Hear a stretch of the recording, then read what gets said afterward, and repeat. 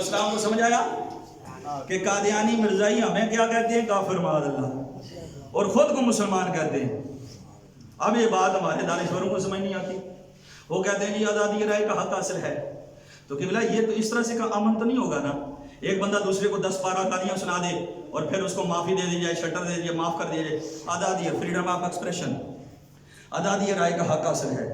اس کو گالیاں آئی ہوئی تھی، اس نے دے دی، تو اب آپ کا سننا جناب آپ بائی فورس سنیں گے، اس لیے کہ قانون ہے، آزادی رائے کا حق حاصل ہے۔ آزادی رائے کا حق آپ کو ہر وقت اسلام کے حملے کے اوپر یاد آتا ہے، لیکن ہم تمہیں بتانا چاہتے ہیں کہ جب تک ہمارے دم میں دم ہے، اب انشاءاللہ تعالی ختم نبوت کے قانون کو کوئی میلی آنکھ سے دیکھ نہیں سکتا۔ اگر 10,000 مسلمان اس وقت قربان ہوئے تھے بنانے کے لیے، آپ کو رون جانے دیں گے، ختم نبوت کے قانون کو بچائیں گے، اس لیے کہ ہم تاجدار ختم نبوت کے پاسباں ہیں۔ ہمیں ہے جان سے پیارا، بھائی میری لانا حضور دے غلام بن کے پڑھو ذرا مزہ آ جائے۔ ہمیں ہے جان سے پیارا نشان ختم نبوت کا، ہمیں ہے جان سے پیارا نشان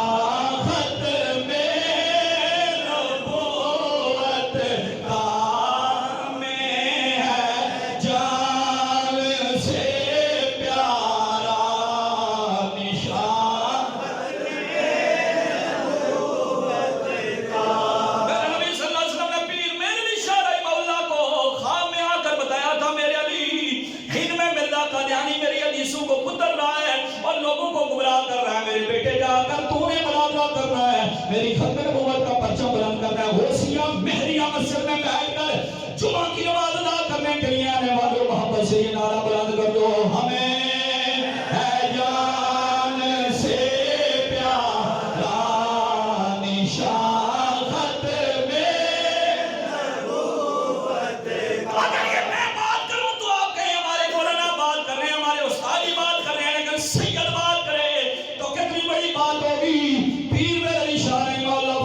جو ختم نبوت کے لیے لب کھولتا ہے، کام کرتا ہے، بولتا ہے، کردار ادا کرتا ہے، اس کی پشت پر آمنہ بلال کا اپنا ہاتھ ہوتا ہے۔ وہ کرو میرے نال، ہمیں ہے جان سے پیارا نشان ختم نبوت کا، ہمیں ہے جان سے پیارا نشان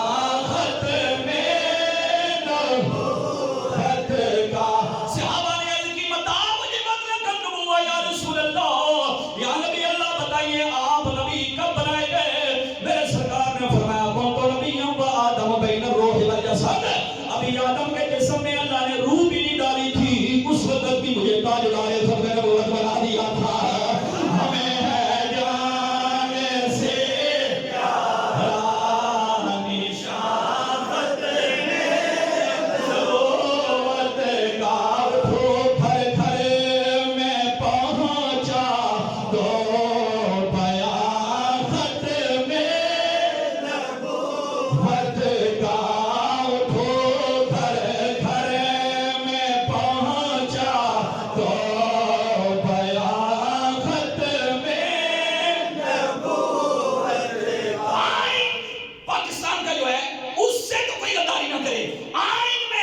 کسی اور سیکٹ کے بارے میں نہیں لکھا ہوا، یعنی کہ کتنے مسالک ہیں جی پاکستان میں، کتنے مسالک ہیں اور کتنے آگے پھر گئے، کتنے آگے بڑھ گئے۔ اہل سنت میں کئی گھڑوں میں بڑھ گئے۔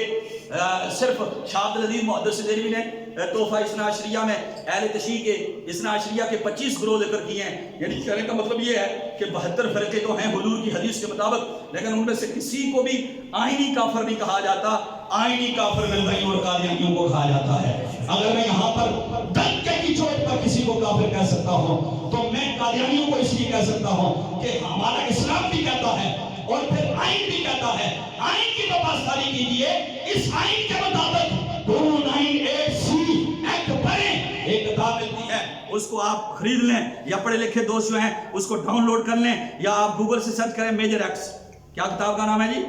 Major acts. اس میں سے یہ سنی مسلمان جتنے بھی دوست ہیں، یہ جتنے بھی میں ان سے عرض کرتا ہوں کہ یہ آپ پڑھنے چاہیے اور ان میں دیکھیں کہ ان ایڈس کے اندر کیا کیا لکھا ہوا ہے. یہ تقریباً ہمارے آفیسرز کے پاس ہوتے ہیں، وکلاء کے پاس ہوتے ہیں. ہم کیوں چیخ رہے ہیں؟ ہم کیوں کہہ رہے ہیں کہ قاضی صاحب کچھ مہربانی کیجئے، کچھ توجہ کیجئے. آج خود نوٹس آپ دیتے ہیں ہر چیز کے اوپر. یہ ختم نبوت کا مسئلہ، یہ کسی غریب کا مسئلہ نہیں ہے، یہ دنیا بھر کے مسلمانوں کا مسئلہ ہے.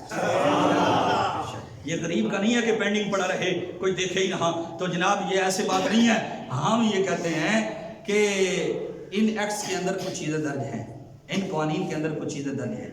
اس میں جب یہ شک ہے 298C، جس میں یہ درج ہے واضح طور پر کہ مرزائی اپنا کسی قسم کی مذہبی ترویج نہیں کر سکتے، کسی قسم کی پبلشنگ نہیں کر سکتے، باہر مائک کے اوپر وہ اذان نہیں دے سکتے، اپنے مذہبی علامت مینار نہیں بنا سکتے. ہمارے شیر تحریک البیت عاصم رضوی صاحب نے جینم کے ساتھ ایک جگہ پر، وہاں پر ان کا بیت الحمد، یہ اپنی مسجد کو کہتے ہیں بیت الحمد، وہاں پر انہوں نے مینار بنائے تھے. اس شیر نے جب تک گروائے نہیں سکھ کا سانس لے لیا. پچھلے سال کی بات ہے، یہاں تک کہ پورے پنجاب کو لا کے رکھ دیا. انہوں نے کہا پاکستان کا آئین کہتا ہے. آئین کی طرف آؤ. اگر آپ پڑھے لکھے ہیں اور کہتے ہیں نہیں پڑھا لکھا کوئی بندہ، کہتے ہیں مولویوں کو پتہ ہی نہیں ہوتا، کسی شہر کا کھ نہیں پتہ ہوتا، تو ہم کہتے ہیں قبلہ آئین کو دیکھیے، آئین کو فالو کیجیے. اس میں درج ہے اگر مرزا کے بیٹے کی یہ تحریف شدہ قرآن تفسیر صغیر یہ شائع کی جا رہی ہے تو آپ نے دیکھنا تھا کہ یہ توہین قرآن ہے. توہین قرآن برداشت نہیں کی جائے گی، اور توہین